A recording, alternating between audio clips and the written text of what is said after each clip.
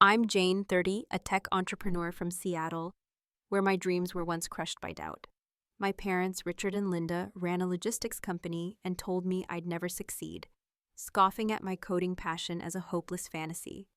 They bet on my failure, but I built Nexus Solutions, a startup that not only soared but bought their failing company, turning their skepticism into my ultimate victory. This is a tale of grit, betrayal, and proving them wrong in the most epic way. If you've ever been underestimated, you'll love how this unfolds. If you're watching this, let me know where you're from in the comments below, and please like and subscribe to join me on this incredible journey. Growing up in Seattle's Fremont neighborhood, I lived in a world shaped by my parents' expectations.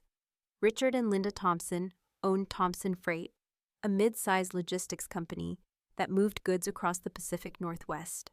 Their office, a squat brick building near Lake Union, was as much a part of our family as the craftsman-style house we called home. From the time I could read, they made it clear I was destined to join the family business, to sit at a desk processing invoices or managing truck schedules.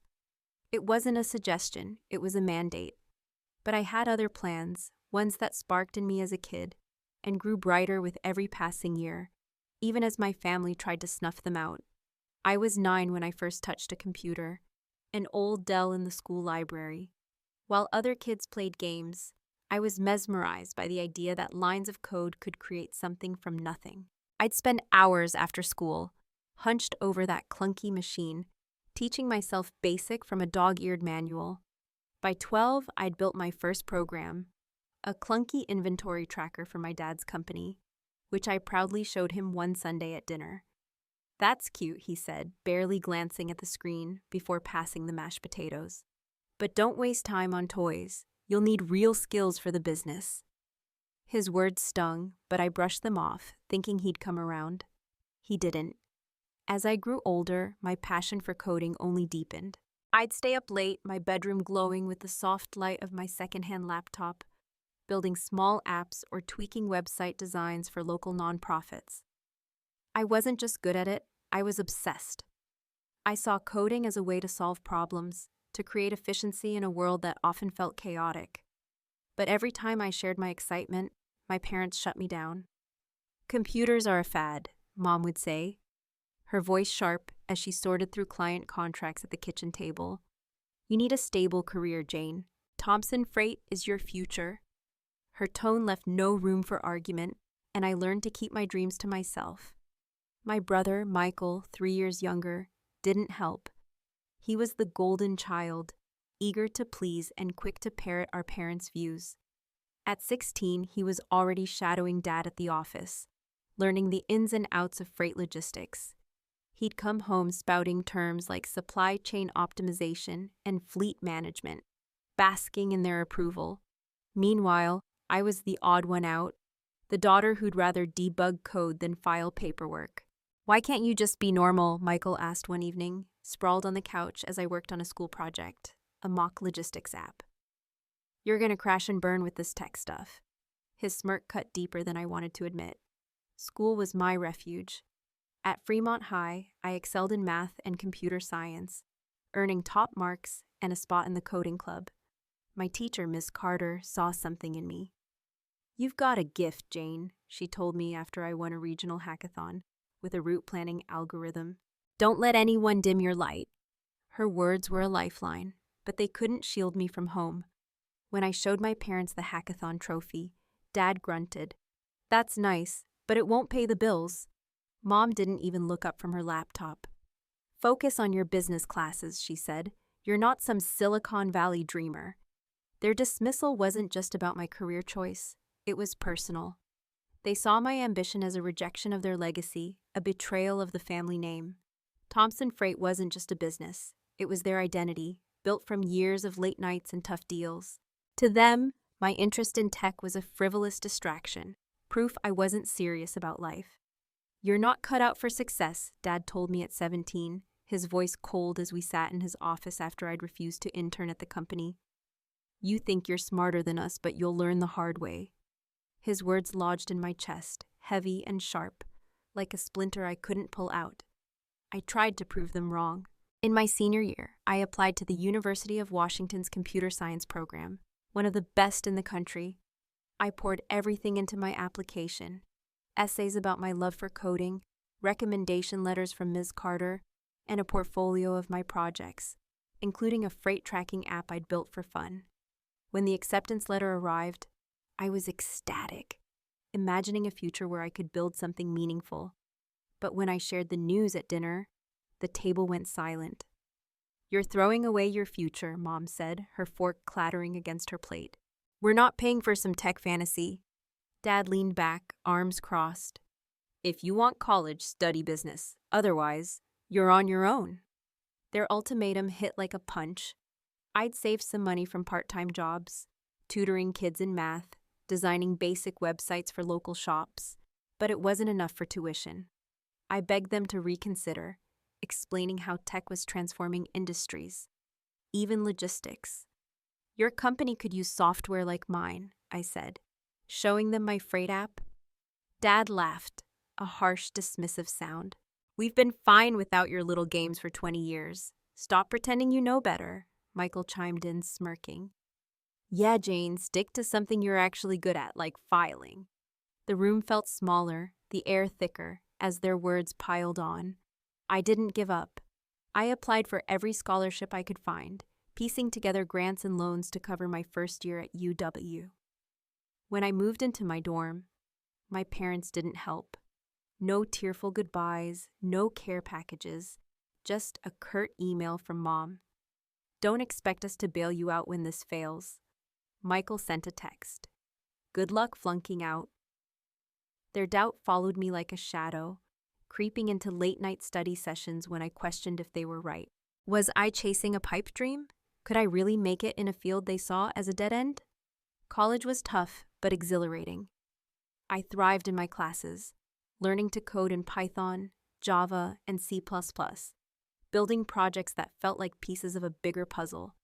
I interned at a small Seattle startup, where I saw firsthand how software could streamline operations. My boss, a kind but overworked engineer named Tom, praised my knack for solving complex problems. "You're going places, Jane," he said after I optimized their database. His belief in me was a stark contrast to my family's scorn, but it wasn't enough to erase their voices in my head. Every visit home was a reminder of my outsider status. During Thanksgiving my freshman year, I tried to share what I'd learned about supply chain algorithms. "This could cut costs at Thompson Freight," I said, sketching a flowchart on a napkin. Dad cut me off. "We don't need your school projects. Our system works." Mom sighed, as if my enthusiasm was exhausting. "Jane, you're wasting your time. When you're ready to grow up, there's a desk waiting." Michael, now a junior manager at the company, scoffed. "She'll come crawling back when her startup dreams crash." Their words were a chorus, each note reinforcing my supposed inadequacy. The pressure mounted as college went on. My scholarships only covered so much, and student loans piled up. I worked 2 jobs, barista by day, freelance coder by night, to stay afloat. Sleep became a luxury, and stress was a constant companion. I'd call home occasionally, hoping for a shred of support, but every conversation ended the same. "You're still doing that computer nonsense?" Mom would ask, her disappointment palpable. "You could be learning real skills here." Dad was blunter. "You're setting yourself up to fail, Jane. Don't say we didn't warn you." Their certainty gnawed at me, planting seeds of doubt that sprouted in my weakest moments. By my junior year, I was burned out. My grades were strong, but the financial strain was crushing. I'd built a portfolio of projects, a logistics dashboard, a scheduling app, but no one in my family cared. At a family dinner that spring, I made a last-ditch effort to bridge the gap. "Tech is the future," I said, showing them a case study of how software saved a shipping company millions. Dad rolled his eyes. "You're not saving anyone, Jane. You're just playing with toys." Mom's voice was softer but no less cutting. "We're worried about you. You're not built for this kind of pressure." Michael delivered the final blow. "Face it, you're not smart enough to compete with the big dogs." Their words broke something in me. That night, alone in my cramped apartment, I cried for the first time in years. I wasn't just fighting for my dreams. I was fighting their verdict on my worth. Part of me wanted to give up, to take the desk at Thompson Freight and live the life they'd planned. It would be easier, safer. But as I sat there staring at my laptop screen, a spark flared. I remembered Miss Carter's words, "Don't let anyone dim your light." I remembered the thrill of solving a coding problem, the power of creating something that could change lives. I wasn't ready to surrender. Their doubt became my fuel. If they thought I'd fail, I'd prove them wrong, not for their approval, but for myself. I didn't know how I'd do it, but I knew I wouldn't stop. I started sketching ideas for a logistics platform, something that could outperform the outdated systems at companies like Thompson Freight. It was a long shot, but it was mine. As I typed the first lines of code, I felt a shift. I wasn't just a disappointment to my family. I was a dreamer with something to prove. Their words had crushed me, but they'd also lit a fire I didn't know I had. That fire would carry me through the hardest years of my life. My parents' voices, Michael's smirks, the weight of their expectations. They didn't vanish, but they became background noise. I was done trying to win their approval. I was building something bigger, something they couldn't ignore, even if it meant standing alone. The road ahead was uncertain, but for the first time, I felt like I was running toward something, not away from it. The spark I'd felt that night in my apartment, staring at my laptop screen, wasn't just defiance. It was a promise to myself. I'd spent years under the weight of my parents' doubt, their voices echoing that I'd never make it. But at 26, I was done waiting for their approval. Seattle's tech scene was buzzing, and I was determined to carve my place in it, no matter the cost. Leaving home was the first step, a leap into the unknown that felt both terrifying and exhilarating. I had no safety net, no family to fall back on, but I had a vision, a logistics platform that could transform companies like Thompson Freight.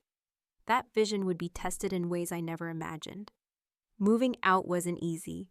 My student loans were a constant shadow, and my savings from freelancing and barista shifts were barely enough for a deposit on a tiny studio in Capitol Hill.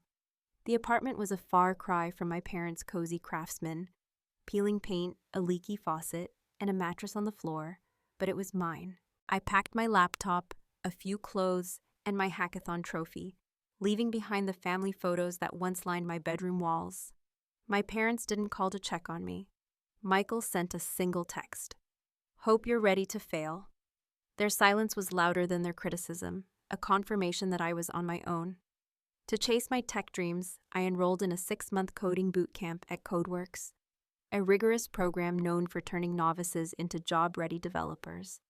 It cost every penny I had left, but I saw it as an investment. By day, I immersed myself in JavaScript, React, and database systems, my fingers flying across the keyboard as I built mock apps. By night, I worked the closing shift at a diner near Pike Place Market, scrubbing tables and dodging drunk patrons for tips that barely covered rent. Sleep was a distant memory, 4 hours if I was lucky. My body ached, my eyes burned, but every line of code I wrote felt like a step toward proving them wrong. The boot camp was brutal but transformative. I wasn't the only one struggling. My classmates were a mix of dreamers and dropouts, all fighting for a shot in tech.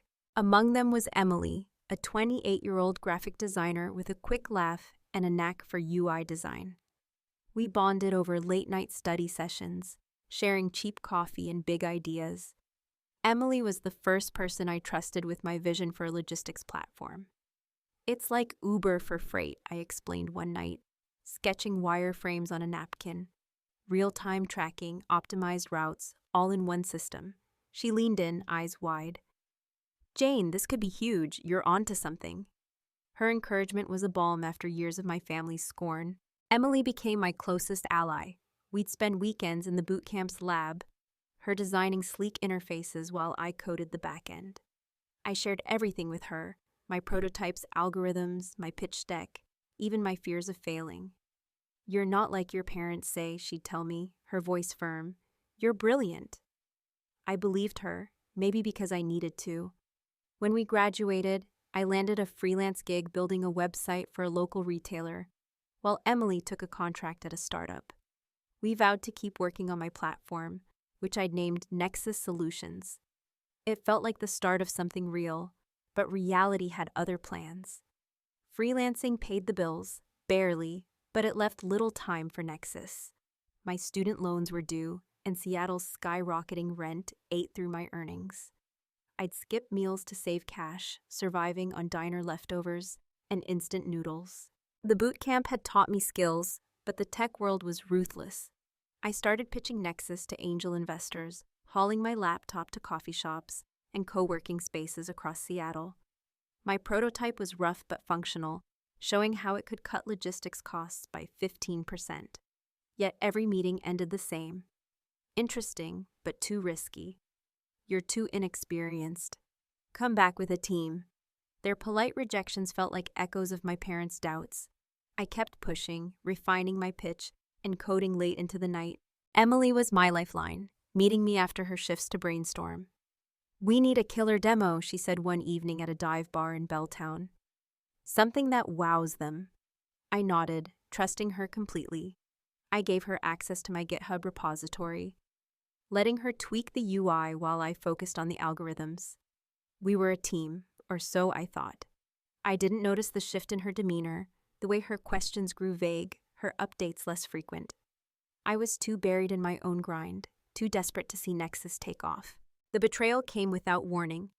I'd secured a pitch with Cascade Ventures, a small but influential firm in downtown Seattle. It was my biggest shot yet, a chance to land $100,000 in seed funding. I spent weeks preparing, barely sleeping, perfecting every slide. Emily promised to finalize the demo's interface, assuring me it would blow them away. The night before the pitch, she texted, "Demo's ready, you're gonna kill it." I went to bed nervous but hopeful, imagining the look on my parents' faces when I succeeded. The next morning, I arrived at Cascade's sleek office, my heart pounding. I set up my laptop, ready to showcase Nexus. But when I opened the demo, the UI was gone, replaced with a generic template. Panicked, I checked my GitHub. The repository was empty. Every file, every line of code I'd shared with Emily was deleted. My phone buzzed with a message from her. "I'm sorry, Jane. I pitched it to another investor. It's mine now." The words blurred as my stomach dropped. Emily had taken my prototype, my ideas, everything I'd poured my soul into, and passed them off as her own. The pitch was a disaster. Without the demo, my presentation fell flat. The investors were polite but uninterested, their questions cutting through my shaky explanations. "Where's the product?" one asked. I stammered, unable to admit the truth. They thanked me and showed me out. I stood in the lobby, my laptop bag heavy on my shoulder, fighting back tears. Emily's betrayal wasn't just a professional blow, it was personal. She'd seen my struggles, known what this meant to me, and still chose to stab me in the back. I felt like a fool for trusting her, for believing I'd found an ally in a city that felt so lonely. I could have given up. Part of me wanted to call my parents, admit they were right, and beg for a job at Thompson Freight. But as I walked back to my apartment, rain soaking through my jacket, that spark from my college days flared again. Emily had taken my prototype, but she hadn't taken my mind, my skills, or my determination. I wasn't starting from nothing. I knew how to code, how to build. I could do this again, better. Rebuilding was agonizing. I had no money, no demo, and a mountain of debt. My diner shifts barely covered rent, and my freelance gigs dried up as I focused on Nexus. I moved to an even smaller apartment, a damp basement unit in Rainier Valley, where roaches skittered across the counter at night. I sold my hackathon trophy for $50 to buy groceries, a small but painful sacrifice. Every day was a battle against exhaustion and despair. I'd code until dawn, my fingers trembling from too much coffee, rebuilding Nexus from memory. The algorithms were sharper this time, the vision clearer. I wasn't just building a product. I was building proof that I could rise above betrayal. Investors remained skeptical. I pitched to dozens of firms, from tiny angel groups to mid-tier VCs, hauling my rebuilt demo across Seattle's tech hubs. The rejections piled up, Too early stage? No market fit. You need a co-founder. Some were less kind, questioning my credentials as a young woman in tech. Logistics is a man's game, one investor said, leaning back in his chair. Maybe try something smaller. His words echoed my parents' dismissals, but I refused to let them sink me. I studied my competitors, refined my pitch, and kept knocking on doors, even when they slammed shut. My lowest point came 6 months after Emily's betrayal. I'd pitched to a local incubator, TechSpark, and thought I'd nailed it. They called me back, only to say they'd funded a similar startup, led by Emily. She'd used my stolen prototype to secure $200,000, branding it as her own. I found her LinkedIn, saw her smiling in a press photo, and felt a rage I'd never known. But rage wasn't enough. I needed to outwork her, to make Nexus undeniable. I doubled down, teaching myself cloud integration to make my platform scalable, scraping together free trials of software to keep costs low. Slowly, the tide began to turn. A mentor from the boot camp, Sarah, introduced me to a small meetup group of Seattle entrepreneurs. They weren't big names, but they listened. One, a former logistics manager named David, saw potential in Nexus. "This could disrupt old-school firms like your parents," he said, scribbling notes.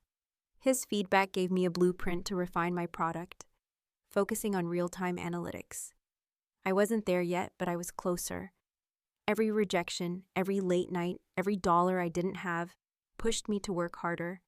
Emily's betrayal had gutted me, but it also clarified my purpose. I wasn't just fighting for a startup. I was fighting for my right to exist as I was, not as my family or the world wanted me to be.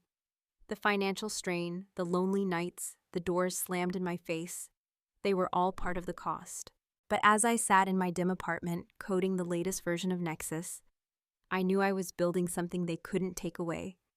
The road was brutal, but I was still standing, and that was enough for now. The dim glow of my laptop screen had become my constant companion, a beacon in the chaos of my Rainier Valley basement apartment. After Emily's betrayal stripped me of my original prototype, I'd rebuilt Nexus Solutions from the ground up, pouring every ounce of my skill and stubbornness into it. By 28, I was no longer the naive dreamer who'd left home or the broken coder reeling from a stolen idea. I was a fighter, and Nexus was my weapon, a logistics platform that could outsmart the clunky systems dragging down companies like my parents' Thompson Freight. Seattle's tech scene was my battlefield, and I was ready to make my mark. But just as Nexus began to rise, new enemies emerged, determined to bury me. My breakthrough came unexpectedly at a Seattle tech meetup, a monthly gathering of scrappy entrepreneurs in a Fremont warehouse. David, the logistics manager I'd met months earlier, had invited me to present Nexus to the group. I was nervous, my demo was polished but untested, and my pitch skills were rusty from countless rejections. Standing before 30 strangers, I walked through Nexus's features: real-time shipment tracking, AI-driven route optimization, and cost-cutting analytics. "This isn't just software," I said, my voice steadier than I felt. "It's a revolution for logistics." When I finished, the room buzzed. David introduced me to Priya, a venture capitalist from Cascade Partners, who handed me her card. "Let's talk," she said, her eyes sharp with interest. That meeting changed everything. Over coffee in Pioneer Square, Priya grilled me on Nexus's scalability and market fit. I'd done my homework, citing case studies of logistics firms crippled by outdated tech. "Companies like Thompson Freight are bleeding money because they can't adapt," I told her, careful not to mention my family ties. She nodded, impressed. 2 weeks later, Cascade offered $150,000 in seed funding, enough to hire a small team and lease a co-working space in South Lake Union. I signed the deal, my hands trembling, not from fear, but from the weight of possibility. Nexus wasn't just an idea anymore. It was real. Building a team was my next hurdle. I couldn't do this alone, not with the technical demands and market pressure. I hired 2 developers from my bootcamp network: Carlos, a database wizard with a knack for optimization, and Aisha, a front-end specialist who could make Nexus's interface sing. We set up shop in a cramped corner of a WeWork, surrounded by ping-pong tables and overpriced coffee. The space was a far cry from my parents' brick-and-mortar office, but it hummed with energy. We worked 14-hour days, refining the platform's algorithms and testing it with beta clients, small freight companies desperate for efficiency. Early feedback was glowing. Nexus cut our fuel costs by 10, one client emailed. For the first time, I felt like I was winning, but success drew attention, and not all of it was welcome. I'd kept Nexus under the radar, avoiding my family to prevent their inevitable dismissal. That changed when a local tech blog, Seattle Byte, ran a feature on rising stars in logistics tech, spotlighting Nexus. The article praised our disruptive AI and hinted at a potential Series A round. I was thrilled, until I got a call from my brother, Michael. "Saw your little startup in the news," he said, his tone dripping with condescension. "Dad says it's a fluke. You're playing with fire, Jane." I hung up, my stomach twisting. I'd expected their skepticism, but it still hurt. A reminder of the chasm between us. Worse was to come. A week after the article, rumors surfaced on an industry forum, accusing Nexus of stealing proprietary data from a rival firm, Apex Logistics.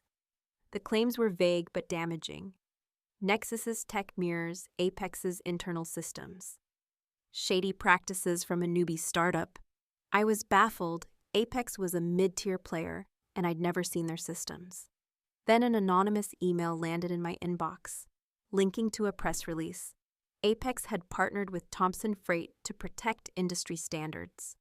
My parents' company was behind this. They'd aligned with Apex to sabotage me, using their influence to spread lies and scare off my clients. The smear campaign hit hard. 2 beta clients paused their contracts, citing concerns about ethics. Social media buzzed with speculation, and a local business journal ran a piece questioning Nexus's legitimacy.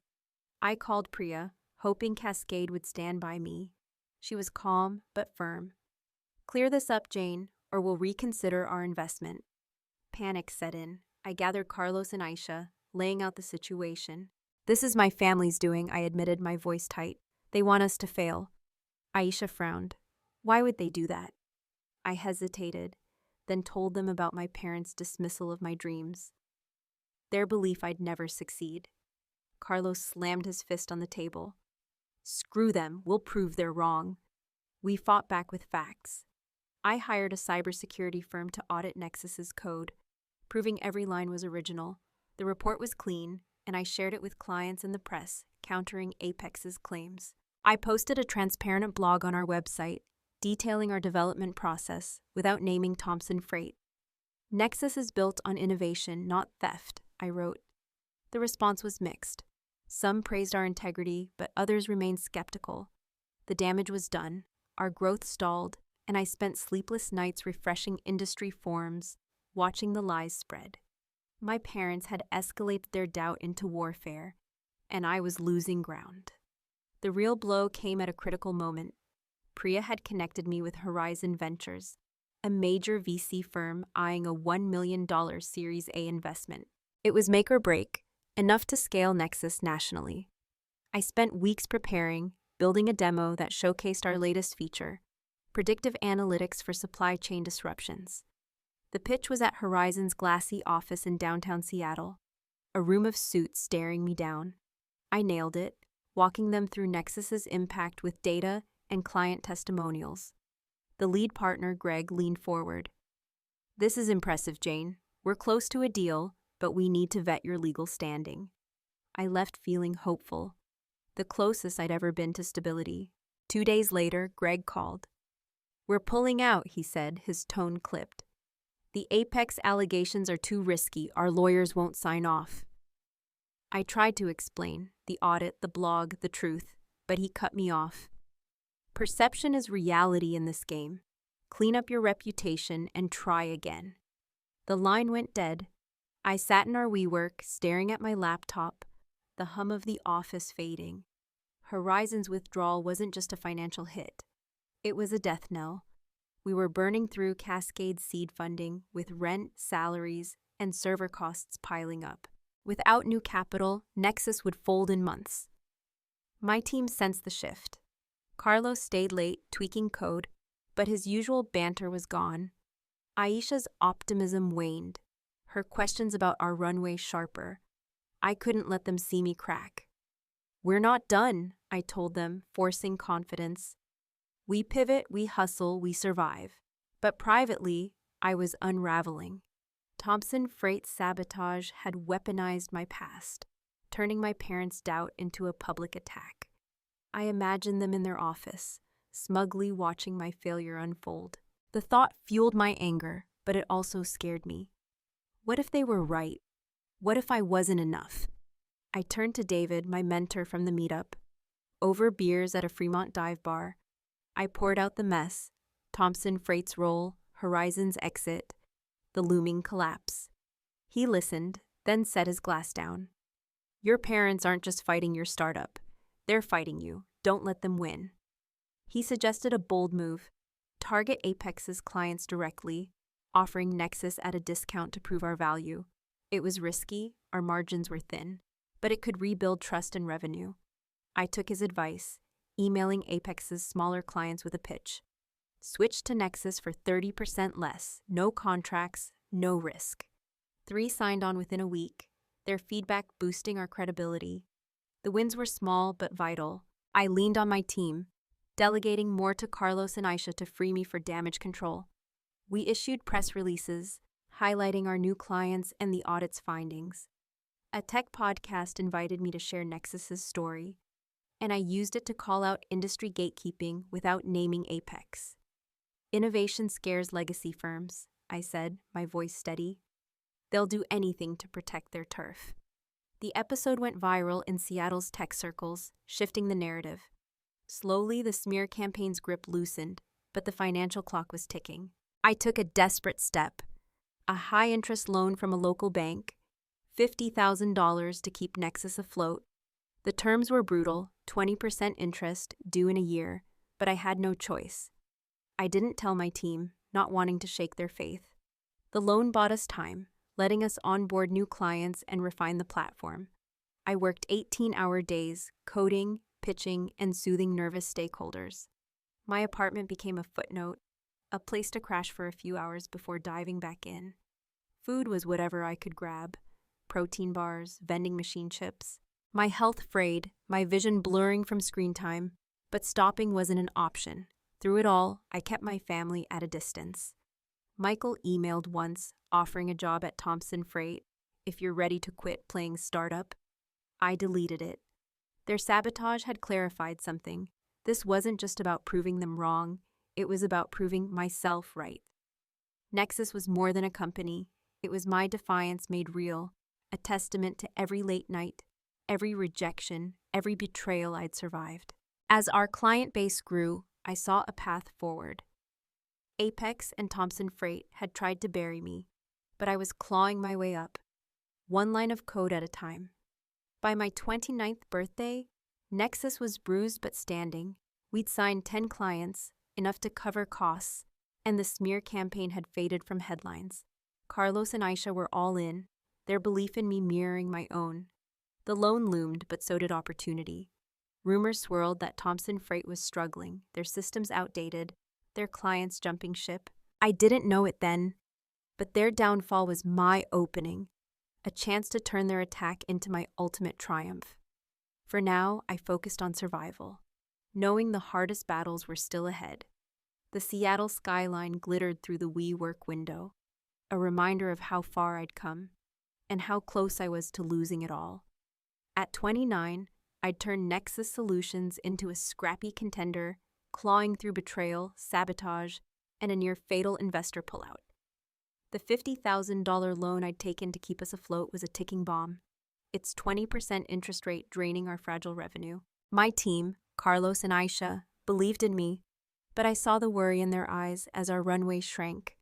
Thompson Freight's smear campaign had faded, but its scars lingered, a constant reminder of my parents' willingness to destroy me.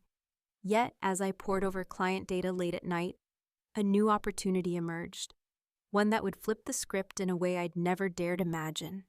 Our client base was growing, with 10 small freight companies now relying on Nexus's AI-driven platform to streamline their operations. Their feedback was gold. "Nexus saved us $50,000 in Q3, one wrote. "Your analytics caught delays we'd have missed," said another. "These wins kept us alive, but barely. The loan payments ate half our profits, and scaling required capital we didn't have." I was pitching to new investors, but the Apex allegations still haunted us, making VCs skittish. I needed a bold move to break the cycle, something to prove Nexus wasn't just surviving, it was unstoppable. The idea came from an unlikely source, a late-night email from David, my mentor. He'd been tracking industry news and spotted a bombshell. Thompson Freight was hemorrhaging clients. Their outdated systems, manual spreadsheets, clunky software, couldn't compete with tech-driven firms like ours. "They're on the ropes," David wrote. "If Nexus could acquire them, you'd dominate the Northwest market." I stared at the screen, my pulse racing. Buying my parents' company wasn't just a business play, it was poetic justice. But with our finances stretched thin, it seemed impossible. Or was it? I crunched the numbers. Thompson Freight's valuation had plummeted as clients jumped ship, dropping to $2 million, a fraction of its peak. Nexus had $300,000 in cash reserves and a projected $500,000 in revenue by year's end. A buyout was feasible, but only with aggressive financing. I met with our bank, pitching a $1.8 million loan to cover the gap. The loan officer, a stern woman named Margaret, raised an eyebrow. "Your current debt is high risk, and this is a family business. Conflict of interest?" I leaned forward, steady. "This is about market dominance, not family. Nexus can turn Thompson Freight around."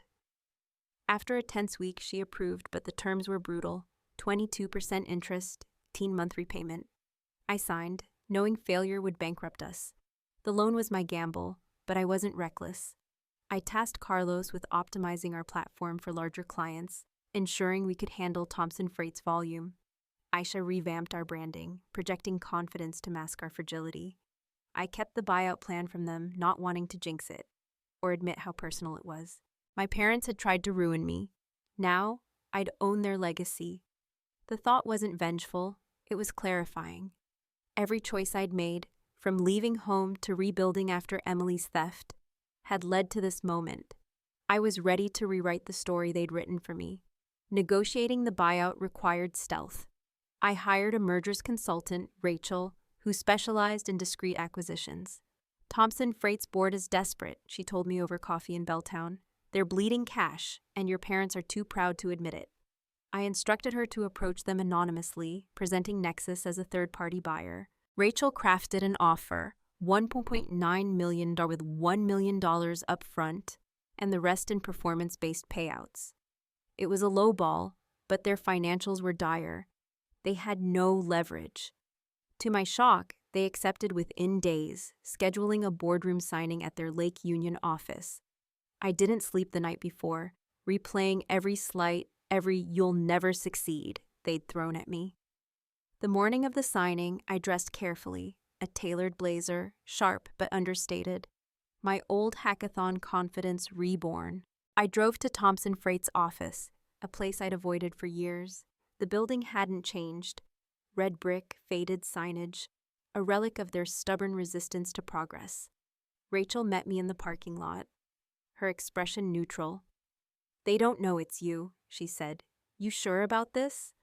I nodded, my resolve steel. This wasn't just a deal. It was a reckoning. The boardroom was stuffy, lined with photos of my parents shaking hands with clients, relics of their better days. Richard and Linda sat at the head of the table, Michael beside them, his tie loose like he'd given up. The board, 5 gray-haired men who'd known me as a kid, shuffled papers, avoiding eye contact. They thought they were selling to a faceless firm, not their daughter. Rachel began, outlining the terms with clinical precision. I stood silently, my heart pounding, until she introduced the buyer. "Jane Thompson, CEO of Nexus Solutions," she said. The room froze. My father's face went white, his pen clattering to the table. Mom's eyes widened, her lips parting in disbelief. Michael leaned forward as if he'd misheard. "Jane!" Dad's voice was hoarse, like he'd been punched. I met his gaze, calm but unyielding. "Yes, Nexus is acquiring Thompson Freight. I'm here to sign." The board members shifted uncomfortably, one muttering, "This is irregular." I ignored them, sliding the contract across the table. "The terms are fair. You've seen the numbers." Mom found her voice, sharp with indignation. "You're doing this to humiliate us." I held her stare. "I'm doing this because Nexus is better. Your systems are obsolete, your clients are leaving, and I have the solution." Michael scoffed, but it was weak. "You think you're smarter than us now?" I didn't flinch. "I know I am. I built Nexus from nothing while you tried to tear it down." The room was silent, the weight of my words sinking in. Dad's hands trembled as he signed, his signature shaky. Mom followed, her jaw tight. The board approved, and just like that, Thompson Freight was mine. The aftermath was surreal. I walked through the office, past cubicles where I'd once been dismissed as a dreamer. Employees, some who'd known me as a kid, whispered, their eyes wide. I didn't gloat. This wasn't about revenge. It was about power, earned through years of grit. But the confrontation wasn't over. My parents cornered me in Dad's office. The door closed. "How could you do this?" Mom demanded, her voice cracking. "We're your family." I crossed my arms. "Family doesn't sabotage their own. You partnered with Apex to ruin me. You called my success a fluke." Dad's face reddened. "We were protecting our business." I stepped closer, my voice steady. "You were protecting your pride. You told me I'd fail, but here I am, saving your company." Michael, silent until now, muttered, "You got lucky." I turned to him unflinching. "Luck doesn't build a platform that outsmarted you. Hard work does." For the first time, they had no comeback. The truth hung between us. I'd won, not by chance, but by choice. I could have fired them, stripped them of their roles to twist the knife. Instead, I offered the consultant positions. Advisory, not executive. "You know the industry," I said, my tone professional. "Help Nexus integrate Thompson Freight, and you'll have a place." It wasn't mercy, it was strategy. Their expertise could smooth the transition, and keeping them close ensured they'd see my success daily. Mom shook her head, tears in her eyes, but Dad nodded. "We'll think about it," he said, his voice hollow. Michael stormed out, slamming the door. I let them go, knowing the real victory was already mine. Integrating Thompson Freight was daunting. Their systems were a mess, decades-old software, paper logs, and a demoralized staff. I brought in Carlos and Aisha, who dove into the challenge. Carlos rewrote their database in a week, while Aisha trained employees on Nexus's interface. We migrated clients to our platform, cutting their costs by 12% within a month. The numbers spoke for themselves. Nexus wasn't just saving Thompson Freight, it was transforming it. Industry blogs took notice, with headlines like, "Nexus Solutions revives legacy firm." I didn't care about the praise. I cared about the proof. The loan loomed, its payments a constant pressure. I worked 16-hour days, balancing Thompson Freight's overhaul with Nexus's growth. New clients signed on, drawn by our expanded reach, but the debt was a shadow I couldn't shake. I confided in Rachel, who'd become a trusted advisor. "You've pulled off the impossible," she said over lunch in Pioneer Square. "But you need to refinance that loan before it buries you." She connected me with a new VC, Pinnacle Capital, who were intrigued by our acquisition. Their due diligence was intense, but the Thompson Freight deal gave us credibility. I was close to securing $3 million, enough to clear the debt and scale. My parents' silence was deafening. They hadn't accepted the consultant roles, and Michael avoided me entirely. I heard through David that they were struggling to process their loss, not just of the company, but of their narrative about me. I didn't reach out. Their actions, from the smear campaign to years of doubt, had built a wall I wasn't ready to dismantle. Yet as I walked through Thompson Freight's office, now humming with Nexus's tech, I felt a strange peace. I hadn't just bought their company, I'd reclaimed my story. The turnaround wasn't just financial, it was personal. I'd entered that boardroom as the daughter they'd dismissed, but I left as a leader they couldn't ignore. Every decision, from the loan to the buyout, had been a risk, but it was mine to take. Nexus was no longer a startup. It was a force, and I was its architect. The road ahead was uncertain, with the loan's shadow and Pinnacle's deal hanging in the balance, but I was ready. My parents had bet against me, but I'd bet on myself, and I was winning. The Seattle rain pattered against my office window, a familiar soundtrack to the new life I'd built. At 30, I stood at the helm of Nexus Solutions, now the owner of Thompson Freight, the company my parents had once wielded as proof of my inadequacy. The boardroom signing 6 months ago had been more than a business deal. It was a line drawn in the sand, a declaration that I was no longer the daughter they could dismiss. Yet, as I sat in my South Lake Union office, surrounded by monitors displaying Nexus's real-time analytics, I realized the victory wasn't the acquisition itself. It was what I'd learned, how I'd grown, and the path I was forging beyond my family's shadow. This wasn't the end of my story. It was a beginning. The aftermath of the buyout was a whirlwind. Integrating Thompson Freight demanded every ounce of my focus. Their staff, initially skeptical, began to trust Nexus's platform as it slashed delivery times and boosted profits. Clients who'd fled under my parents' mismanagement returned, drawn by our tech-driven efficiency. By spring, Nexus's revenue had doubled, and Pinnacle Capital finalized a $3 million investment, erasing the high-interest loans that had haunted me. The financial relief was immense, but it came with new pressures. Investors expected national expansion, and competitors were circling, eager to challenge our dominance. I welcomed the challenge. It meant I'd built something worth fighting for. My team became my anchor. Carlos and Aisha, who'd stood by me through the darkest days, stepped into leadership roles. Carlos spearheaded our cloud infrastructure, ensuring Nexus could handle thousands of clients. Aisha launched a marketing campaign that branded us as the future of logistics. Her sleek designs plastered across industry conferences. We hired 10 new engineers, transforming our WeWork corner into a bustling headquarters. Late nights turned into strategy sessions, fueled by takeout and ambition. "We're not just a startup anymore," Aisha said one evening, grinning over pizza. "We're a movement." Her words hit deep. Nexus was my vision, but they'd made it theirs too. Seattle's tech community took notice. I was invited to speak at TechCrunch Disrupt, a surreal moment for someone who'd once begged for investor meetings. Standing on stage, I shared Nexus's journey. Not the polished version, but the raw truth, the sleepless nights, the betrayals, the moments I'd nearly quit. The audience applauded, but I wasn't there for claps. I wanted to inspire the dreamers in the room, the ones told they'd never make it. Afterward, a young coder approached me, her eyes bright. "My dad says tech's not for girls," she said. "But you proved him wrong." I gave her my card. "Prove him wrong too," I told her. That exchange stayed with me, a reminder of why I kept going. My personal life, long neglected, began to take shape. I moved out of my dingy Rainier Valley basement into a loft in Fremont, with a view of the canal and space for a real bed. It wasn't lavish, but it was mine, decorated with prints from local artists and a shelf for my coding books. I started running again, my sneakers pounding the Burke-Gilman Trail at dawn, the rhythm clearing my mind. Friends from the boot camp days re-entered my life, filling my weekends with board games and bad karaoke. For the first time in years, I wasn't just surviving, I was living.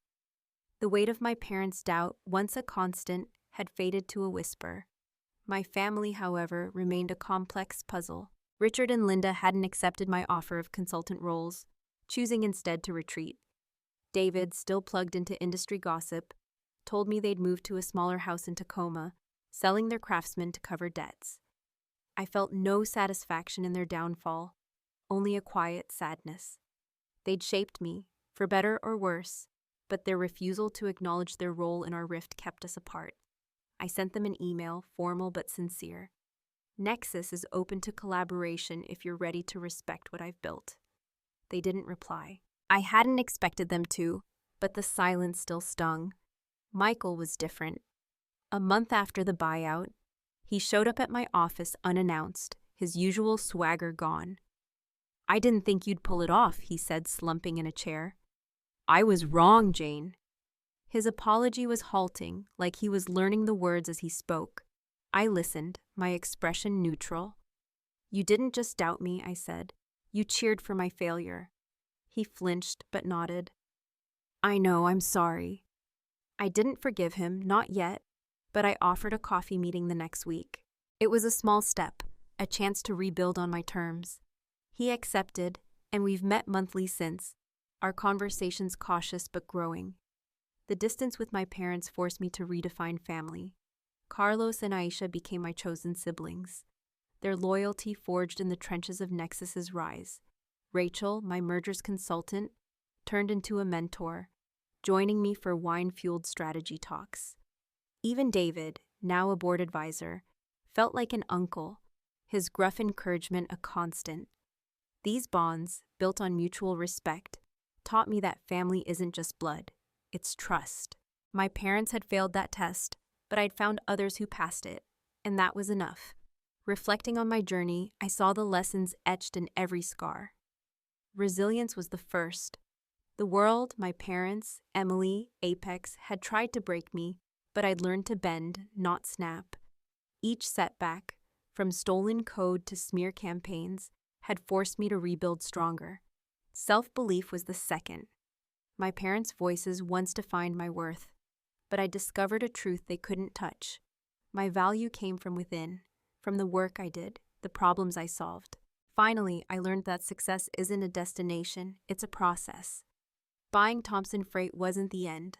It was a milestone, proof I could shape my future, no matter the odds. These lessons reshaped how I led Nexus. I fostered a culture of grit, encouraging my team to take risks and learn from failures. When a new hire botched a client demo, I didn't fire him, I coached him, remembering my own stumbles. I prioritized transparency, sharing our financials openly to build trust. And I invested in people, offering internships to underrepresented coders, like the girl from TechCrunch. Nexus wasn't just about profit. It was about proving what's possible when you believe in yourself and others. My advice to anyone watching is simple but hard one. First, trust your vision, even when the world screams you're wrong. Doubt is loud, but your inner voice is louder if you listen. Second, turn pain into fuel. Every rejection, every betrayal is a chance to grow stronger. Use it. Finally, define your own success. Don't let others, parents, peers, or society set the bar. You decide what matters, whether it's a startup, a passion project, or a quiet life well lived. The only failure is letting someone else write your story. As Nexus grew, I faced new challenges. Competitors launched copycat platforms, forcing us to innovate faster. A major client threatened to leave, demanding features we hadn't built.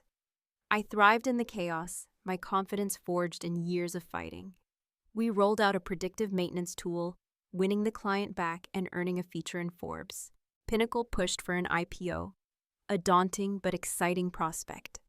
I hired a CFO, a sharp woman named Lena, to navigate the financial maze. The stakes were higher, but so was my capacity to meet them.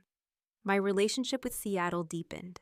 The city, once a backdrop to my struggles, became a character in my story.